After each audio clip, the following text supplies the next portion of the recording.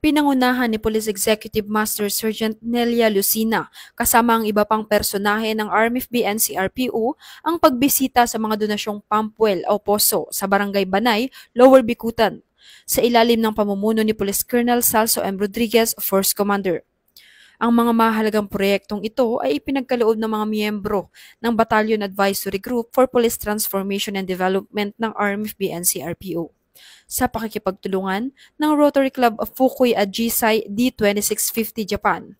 Layunin nitong tiyakin na napakikinabangan ng mga residente ng Taguig ang mga donated pump wells. Nakipag-usap rin ang mga personahe ng batalyon sa mga residente bilang pagpapakita ng kanilang patuloy na pagsuporta sa pagpapabuti ng maayos at matiwasay na pamumuhay ng mga mamamayan ng Taguig City.